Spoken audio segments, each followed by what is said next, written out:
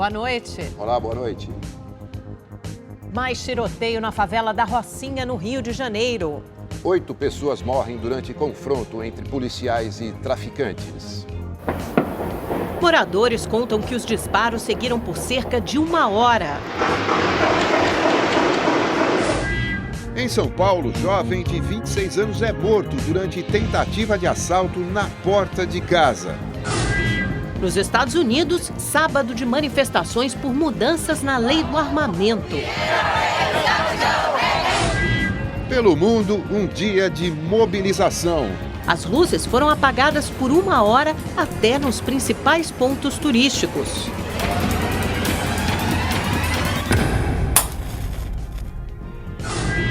A Páscoa se aproxima e nós vamos falar do chocolate. Você sabia que os benefícios podem ir além do sabor? Um pedaço de chocolate é tudo de bom.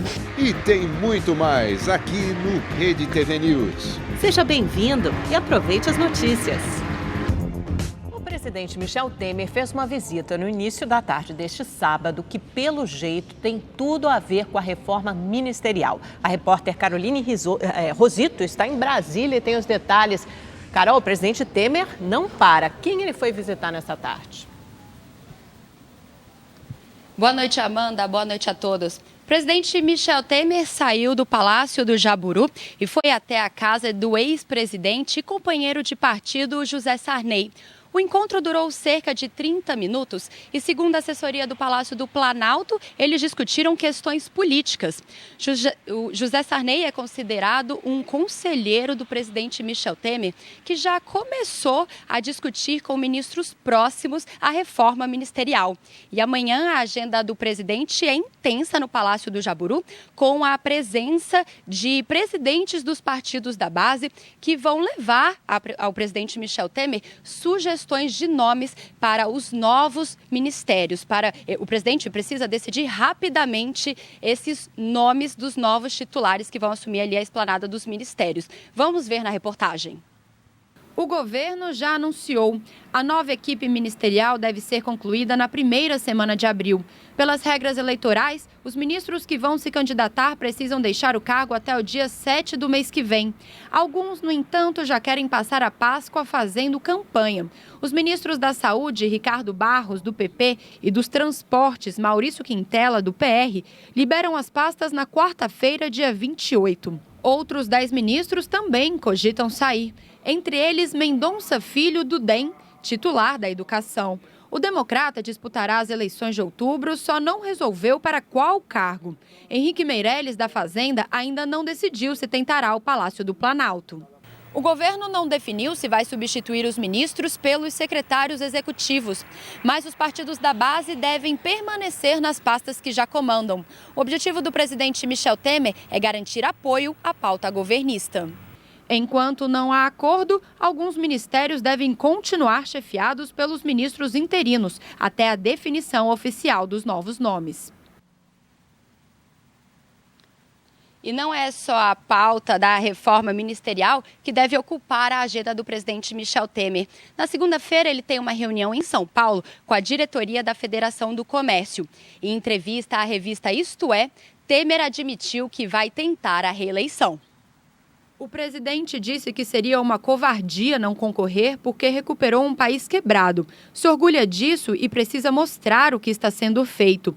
Temer afirmou ainda que a baixa popularidade é o reflexo do enfrentamento de temas áridos e não de medidas populistas. Quem também entrou na disputa pelo Planalto foi o senador Álvaro Dias, do Podemos do Paraná. O anúncio ocorreu durante a posse da executiva estadual da legenda em Minas Gerais. Dias tem 73 anos, é historiador e ocupa uma cadeira no Senado pela 4ª vez. Numa pesquisa de intenção de votos divulgada no início deste mês pela Confederação Nacional do Transporte, em parceria com o Instituto MDA, o paranaense alcançou, no melhor cenário, 4% da preferência do eleitorado. E o PT oficializou hoje que Luiz Marinho é o candidato do partido ao governo do estado de São Paulo. O presidente estadual do PT e ex-prefeito de São Bernardo do Campo venceu a disputa interna realizada no Sindicato dos Bancários da capital paulista. Marinho teve 80% dos votos. O vereador Eduardo Suplicy foi aclamado como primeiro candidato ao Senado pelo PT. E na Espanha, a Lava Jato foi um dos principais temas do Fórum Brasil-Espanha, um evento que reuniu empresários, políticos e jornalistas em Barcelona. O procurador e coordenador da Força Tarefa da Lava Jato no Paraná, Deltan Dallagnol, deu uma entrevista exclusiva ao Rede TV News.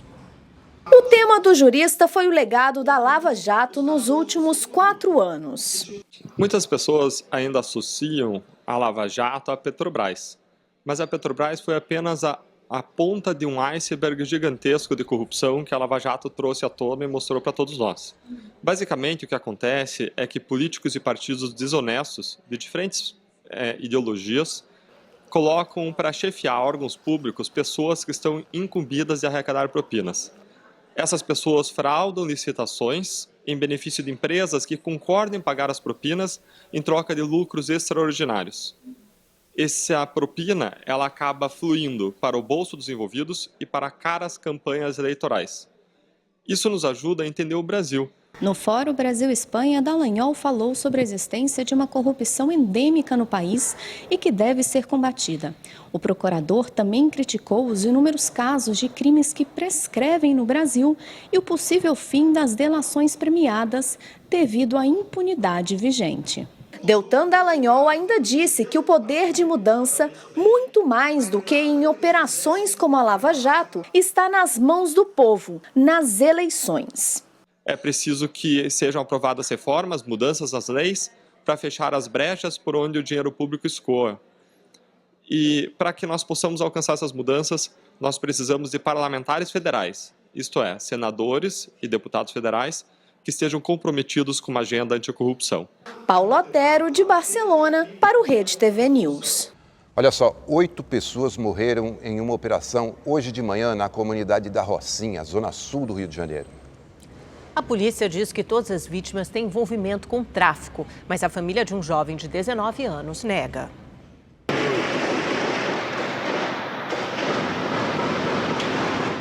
Esse som acordou os moradores da Rocinha. O intenso tiroteio durou cerca de 1 hora e foi ouvido por toda a comunidade. Nas redes sociais, os moradores relataram os momentos de pânico. Um deles diz: "Hoje acordei sem luz, sem paz e sem dignidade. É assim que todos nós nos sentimos." De acordo com a Polícia Militar, agentes do Batalhão de Choque faziam um patrulhamento na comunidade quando criminosos armados atiraram contra as equipes. Houve confronto em 2 localidades e 8 pessoas morreram. 7 chegaram a ser trazidas para este hospital, mas não resistiram. Uma das vítimas é Matheus Silva, de 19 anos. A polícia diz que, assim como ele, as demais pessoas mortas tinham um envolvimento com o tráfico. A família de Matheus nega. Era jovem, gostava de funk, gostava de ficar com as turminhas dele, mas nunca foi envolvido com tráfico. Tinha conhecimento, porque quem mora dentro da favela não adianta, que tem que conhecer. Querendo ou não, você tem que conhecer. Agora, afirmar que ele era bandido, ninguém pode afirmar, porque ele não tinha necessidade disso. O jovem fazia parte de um grupo que dançava valsa e chegou a se apresentar ontem. Essas são as últimas imagens de Matheus na festa. Eu estava vindo hoje para levar ele embora para minha casa. Eu falei para ele, eu conversei com seu pai e vou te levar mais um tempo para ficar até essa poeira de Rocinha baixar, porque isso aí tá bravo. Mas não deu tempo, infelizmente. Durante a operação na comunidade, a PM apreendeu um fuzil, 6 pistolas e 3 granadas. O clima de tensão e medo na Rocinha faz parte da rotina dos moradores. Na última quarta-feira, outro confronto entre policiais e traficantes matou um PM e um morador. O ambulante Antônio Ferreira da Silva, de 70 anos, foi enterrado hoje de manhã. A gente fica até sem saber o que falar, mas é a realidade que está acontecendo. Mais violência em São Paulo. Um estudante foi morto na madrugada de hoje durante um assalto na Zona Sul. Guilherme Laurito de Batista Miller, de 26 anos, estudante e apaixonado por futebol. Ele foi morto em frente à casa de parentes. Guilherme, a namorada e 2 familiares tinham acabado de chegar de carro de uma festa. Era por volta de 5h30 da manhã, quando cerca de 3 criminosos se aproximaram em um carro e anunciaram o assalto. Uma tia de Guilherme reagiu e entrou em luta corporal com um dos bandidos. Guilherme já estava dentro da residência quando percebeu o assalto e veio aqui ajudar. Foi nesse momento que um dos criminosos atirou na direção do jovem, que morreu na hora. Essa vizinha foi uma das primeiras pessoas a chegar ao local do crime. Mariana, você acordou com o barulho dos tiros? Barulho dos tiros. E aí eu levantei porque minha filha ia sair 5 e pouco da manhã. E aí eu achei que era com eles. E aí eles já tinham saído, graças a Deus que eles já tinham saído. Os assaltantes fugiram e nada foi roubado. A polícia já fez uma perícia. A mãe do rapaz precisou ser consolada. Guilherme foi vítima de latrocínio, um crime que só em 2017 fez 334 vítimas em todo o estado de São Paulo. Em 2018, entre janeiro e fevereiro, já foram 45 mortes. Segundo moradores do bairro onde Guilherme foi assassinado, os assaltos são constantes. Eu já fui roubada aqui nessa rua, descendo essa rua Guanás. Eu acho que se eu tivesse reagido, eu estava morta hoje. É um horror, né? E olha só que ponto chega a ousadia dos criminosos. Na madrugada de hoje, bandidos atacaram um prédio da Secretaria de Justiça do Ceará, em Fortaleza. Houve confronto com a polícia e 3 criminosos morreram. O ataque aconteceu de madrugada. Era por volta de 1h40, 2 da manhã, né? E parecia uma guerra, né? Parecia que estava no Iraque, no Vietnã. Era estrondo. Minha mãe até falou, isso é fogo. Eu falei, não, mas isso não é fogo não, isso é tiro. A polícia já tinha conhecimento da ação e ficou de campana nos arredores da secretaria. Quando os bandidos chegaram, houve uma intensa troca de tiros. O carro usado pelos criminosos ficou destruído. No prédio da secretaria, ficaram as marcas do confronto. Deixaram todo mundo abalado, foi cenas que eu nunca vi, desde 35 anos que eu moro aqui. Em nota, a Secretaria de Defesa Social de Pernambuco disse que em 2017, 2.500 pessoas foram presas por homicídio no estado. Sobre a divulgação dos dados de crimes em Pernambuco, a Secretaria informou que ampliou o banco de estatística para consulta pública em seu site. Madrugada de terror em Salesópolis, na região metropolitana de São Paulo. Uma quadrilha invadiu a cidade de madrugada e explodiu caixas eletrônicos de 2 agências bancárias. Moradores gravaram parte da ação.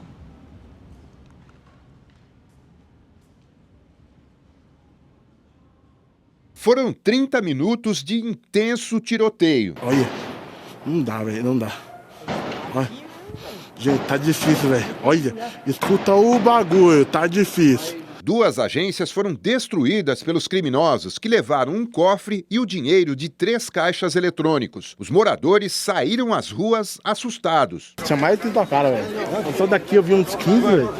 Antes de fugir, os assaltantes atiraram numa base da Polícia Militar, que fica a 30 metros dos bancos. 7 pessoas foram feitas reféns. 2 foram levadas e liberadas minutos depois. Ninguém ficou ferido e, por enquanto, ninguém foi preso.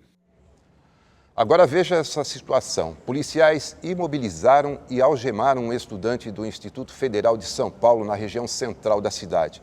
A ação dos militares foi questionada por outros alunos. Os colegas do estudante Regis da Silva, de 35 anos, registraram o momento em que ele é jogado ao chão e imobilizado pelos policiais. A segurança da escola chamou a polícia por causa de uma suspeita de que havia um aluno armado dentro do instituto. Os estudantes protestaram contra a presença dos PMs. Regis foi levado para uma delegacia e liberado em seguida. Nenhuma arma foi encontrada na escola. A polícia informou que o estudante foi detido por desacato e resistência à prisão. E vamos às notícias internacionais. O sábado foi marcado por protestos nos Estados Unidos. Mais de 800 manifestações ocorreram em todo o país pedindo mudanças na lei de armas. O correspondente Marcelo Medeiros acompanhou a mobilização e tem as informações.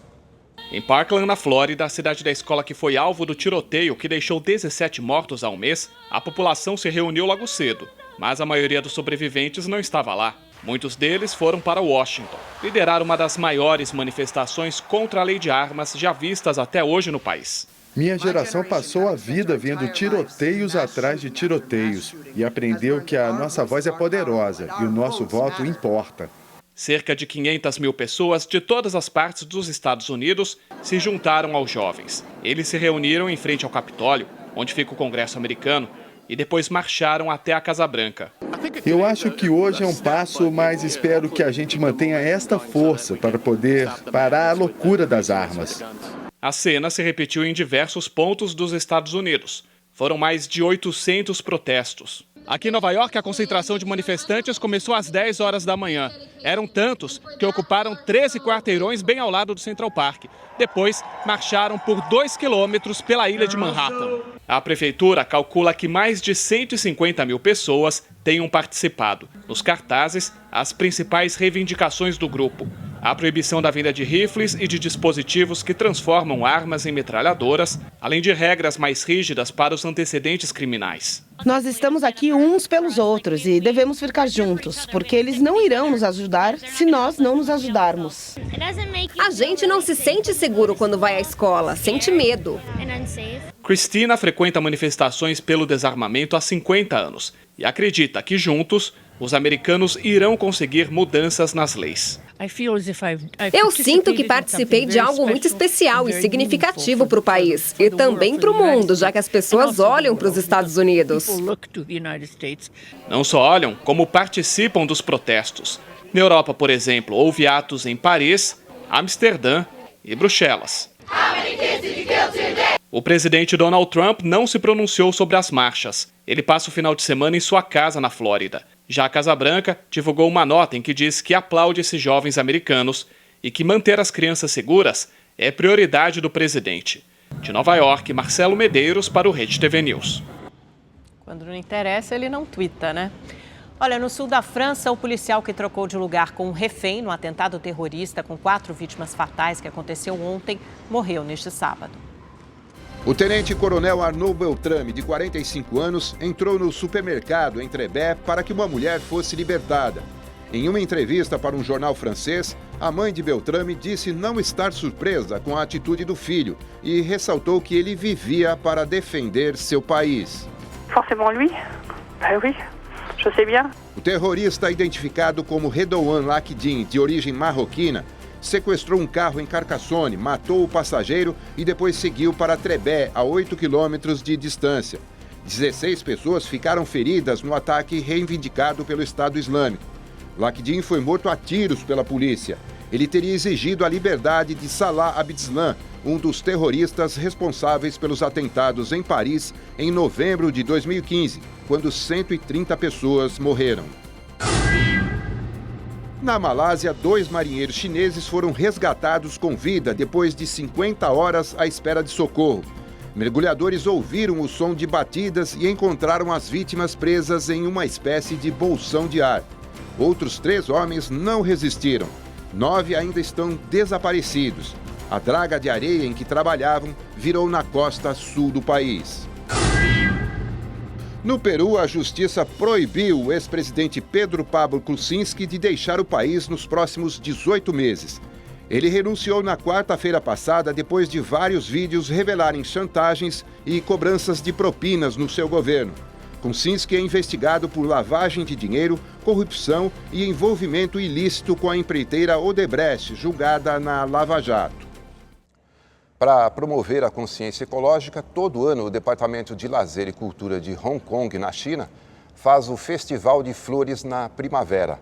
O nosso correspondente na Ásia, Marcelo Espíndola, foi conferir a beleza desta exposição.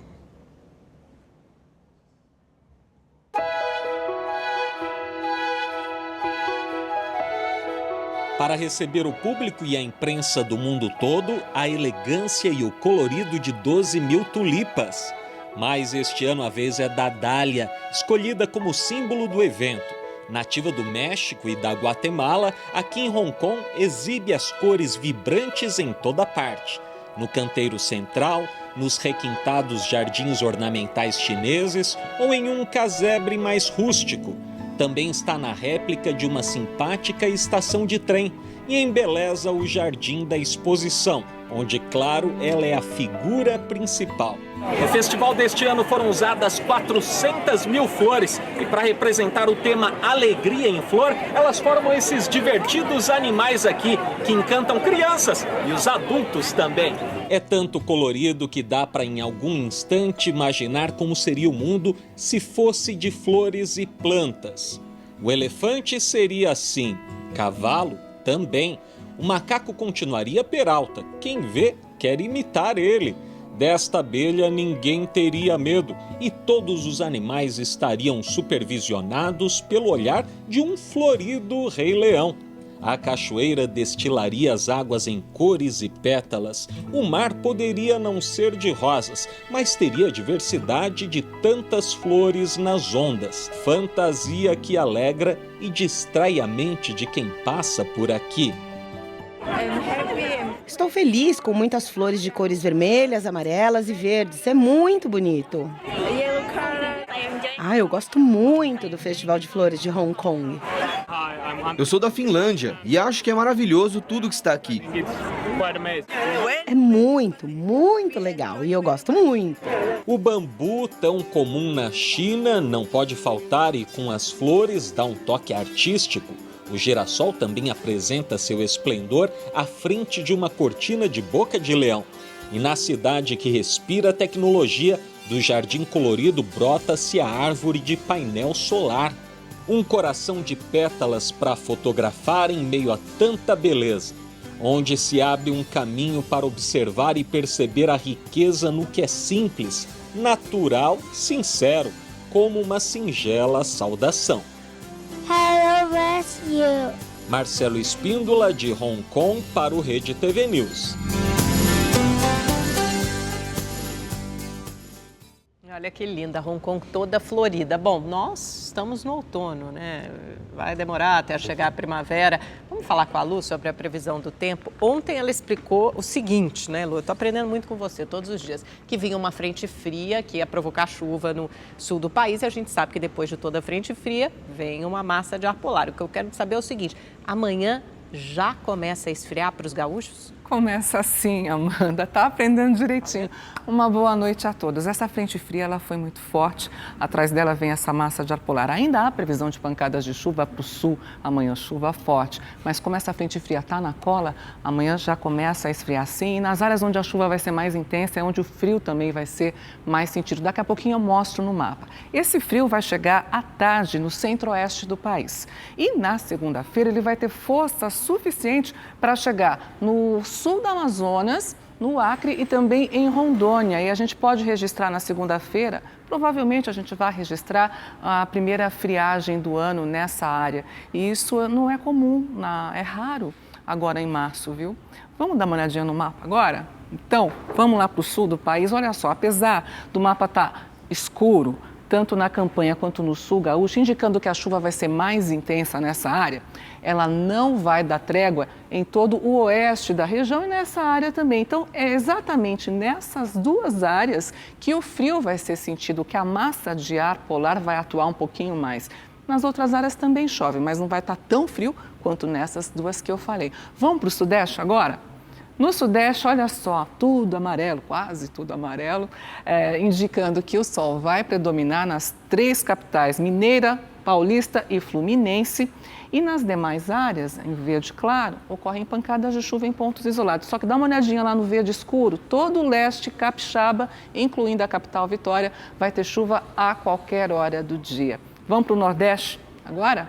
No Nordeste está tudo verdinho, então indica que a gente vai ter chuva em pontos isolados de toda a região. Mas no oeste do Maranhão e nas praias, desde a Paraíba até o sul da Bahia, chove também a qualquer hora do dia. No mais, o sol vai predominar e vai ter uma chuva aqui e outra lá. Indo para o norte e para o centro-oeste do país, nessas duas regiões também ocorrem pancadas de chuva em pontos isolados. Lembrando que eu falei agora há pouco que o frio vai chegar ao centro-oeste à tarde. Então, no sudoeste do Mato Grosso e no oeste e sul do Mato Grosso do Sul, começa a esfriar na parte da tarde nesse domingão. Falando em frio, vamos dar uma olhadinha nos termômetros?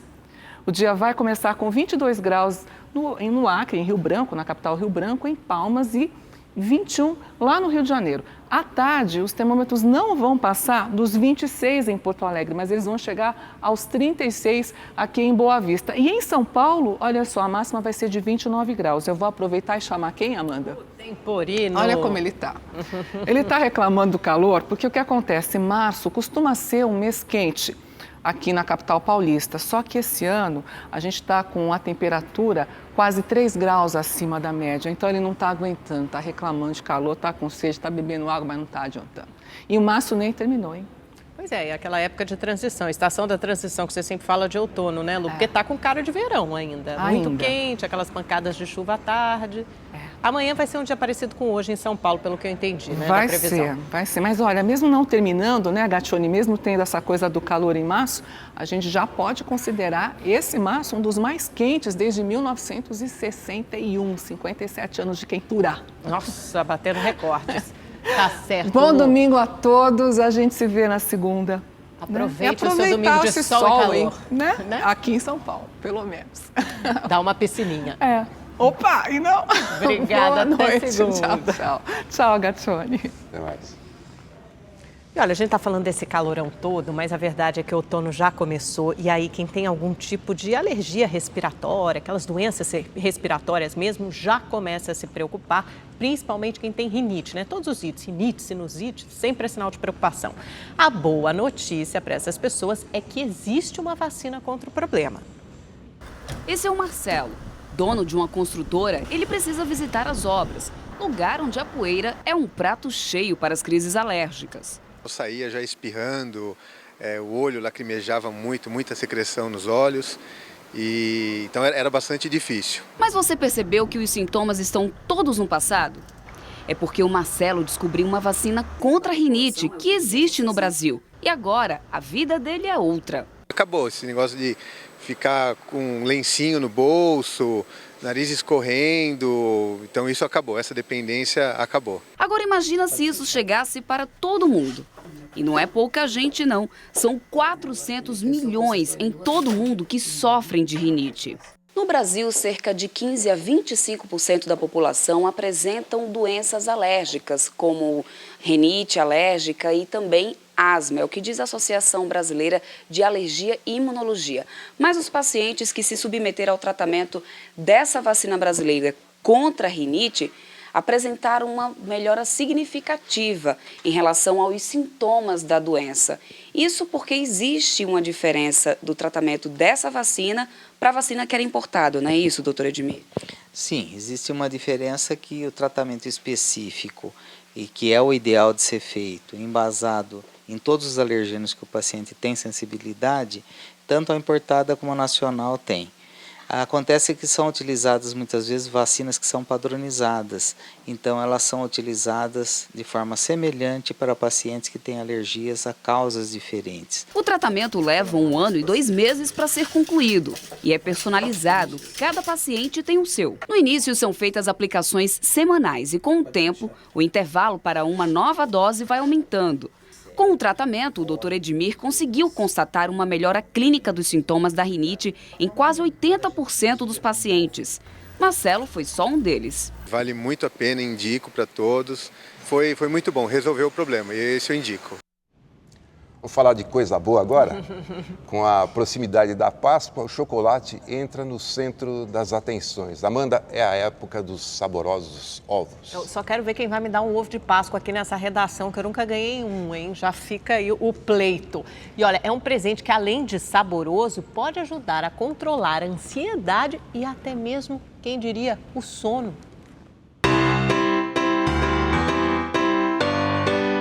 Céu colorido e sem limites para Letícia. Gosto de todos, chocolate branco, amargo, chocolate normal, eu adoro todos. Só que nem todo mundo é assim, né? Tão fácil de agradar. É por isso que a Alessa resolveu fazer os próprios ovos de Páscoa para os netos. E não nega que durante o processo tira uma casquinha. Ele dá uma sensação de prazer, não é? Mesmo quando faço, como quando eu como. Essa especiaria que deixa muita gente com água na boca é cheia de mitos. E quer saber? Quase todos têm um fundinho de verdade. Essa nutricionista afirma: o chocolate é sim afrodisíaco, traz sensações de prazer, bem-estar e até estimula o sono. O chocolate tem algumas substâncias como o aminoácido triptofano, né, que é precursor da serotonina. Então a serotonina ela nos traz aquela calma, aquela leveza, e também da feniletilamina. A feniletilamina é precursora da dopamina, então dá a sensação do prazer. As duas junto dessa combinação prazerosa. Quem nunca se sentiu triste e melhorou o humor comendo um pedacinho disso daqui, ó? E não é mito, não. As substâncias do chocolate liberam sensações de prazer. Por isso que às vezes a gente come e não quer parar mais. Ainda mais nessa época do ano, que eu diria ser um tanto sugestiva, não é mesmo? O chocolate ainda tem mais um segredinho para trazer tanta satisfação e prazer. É que ele tem pequenas quantidades de anandamina, uma substância conhecida como a molécula da felicidade. A gente não sente aquela ansiedade? Ela tira aquele chocolate, você come um pedacinho, já tira a ansiedade. E você se sente bem depois? Ah, com certeza. Um pedaço de chocolate é tudo de bom. Acho que você sente aquela necessidade mesmo, sabe? Do bem-estar, do prazer, sabe? Daquela sensação mesmo, da vontade de comer um chocolate, prazerosa, né? Você imagina a sua vida sem chocolate? Não. Não, principalmente para nós mulheres, ele é essencial no nosso dia a dia. Tá vendo? É um santo remédio o chocolate. Vamos falar de esporte agora no Rede TV News, porque quem come muito chocolate tem que malhar, né, Gatione? Não tem saída. Pois é, Amanda. Hoje foi dia de playoffs na Liga Masculina de Vôlei, na Superfaixa do Esporte. E quem traz as informações é o Fernando Navarro. Boa noite, Fernando. Boa noite, Gatione. Amanda, o que aconteceu? Foi o primeiro dos 3 jogos, né, das quartas de final da Superliga Masculina de Vôlei, como você disse. E o Sesc Rio de Janeiro era o grande favorito, né? Acabou vencendo por 3-1 o Vôlei Renata. E quem estava lá, como sempre, foi o João Paulo Vergueira, acompanhou tudo de pertinho. Vai lá, João. Depois de 3 derrotas seguidas, a equipe carioca volta a jogar em altíssimo nível. E um dos destaques dessa partida está aqui ao meu lado, o PV, que tem muita história com essa camisa. Aliás, não é só com essa camisa, é representando o voleibol do Rio de Janeiro, já foi campeão da Superliga, campeão também pelo Cruzeiro e agora está tentando o título por essa nova equipe. Começou bem essa série decisiva, PV. Olha, eu vou fugir um pouco dessa tua pergunta, porque é começo, né? Então é muito difícil falar. A gente vem trabalhando muito durante a semana, vem pensando e estudando a equipe do Vôlei Renata e vamos continuar. Hoje saímos com a vitória 3-1, mas essa semana é longa, vamos pensar, vamos trabalhar muito aí para conseguir a segunda vitória e pensar mais longe ainda. Legal, vamos falar de futebol agora, porque começou hoje a disputa, né, da semifinal do Campeonato Paulista, está aqui na sua tela. Amanhã o São Paulo vai receber o Corinthians lá no Morumbi, o jogo às 4 horas da tarde. O Corinthians vai completamente desfalcado, né? São 3 jogadores, 2 na seleção paraguaia, 1 na seleção brasileira. E hoje o Palmeiras, né, foi até o Pacaembu para jogar contra o Santos, acabou vencendo por 1-0. O jogo de volta é ainda nessa semana. Vamos ver como é que foi o gol do Verdão, vai lá. Aos 11 minutos, Keno pegou a bola no meio do campo, disparou até a área santista e rolou para o Bruno Henrique. Do outro lado, Dudu recebeu e passou para o William, que só teve o trabalho de escorar para dentro do gol. O jogo de volta será na terça-feira, às 8h30 da noite, também no Pacaembu. A seleção brasileira também foi a campo hoje, mas para treinar. Terça-feira, o Brasil reencontra a seleção alemã. É isso mesmo, a carrasca da Copa de 2014. Tite comandou uma disputa em campo reduzido. Outros atletas fizeram fortalecimento na academia. Força total para enfrentar a Alemanha e passar uma borracha de vez naquele fatídico 7-1. Olha só, agora é para você que tem vertigem, cuidado com essa imagem, porque é o seguinte, ó, na abertura da Copa Porsche Carreira, lá em Pinhais, no Paraná, o Miguel Paludo e o Edu Rocha Azevedo, eles estavam disputando a 6ª posição, mais ou menos 160 km por hora. E na curva, olha isso, ó, os carros eles bateram e o Edu levou a pior. O carro ele capotou mais ou menos umas 10 vezes no ar. A gente está vendo a imagem de novo aí, uma imagem bem forte mesmo. Essa colisão ela acontece na roda de trás do carro do Edu, né? O carro ele gira no ar e ele bate com força no chão. Olha isso, cara, surreal, né? E isso tem uma boa notícia, claro, o piloto, ele saiu do carro consciente, ele foi levado para o hospital, né, na capital paranaense, onde constataram que ele não sofreu nenhum ferimento mais grave. Realmente a imagem é impressionante. Acho que ele já pode começar a comemorar o aniversário no dia hoje, né? Perdeu uma vida, só tem 6 agora. Pois é, ele nasceu de novo, isso Nasceu que eu ia falar. de Isso aí novo. tem 7 vidas, Fernando. Só tem 6 agora. Só tem 6. Bom domingo para você. Obrigada, gente. bom domingo. Tchau, tchau. Ok. O Rede TV News fica por aqui. Tenham todos uma boa noite.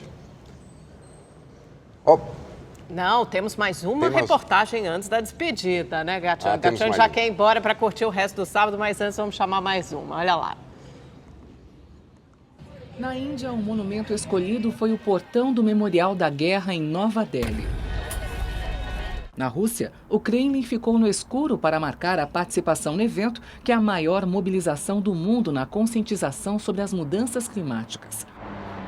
A Torre Eiffel foi a escolhida na França e o Coliseu, o eleito de Roma, na Itália. O evento começou em 2007 na Austrália e hoje conta com a participação de quase 190 países.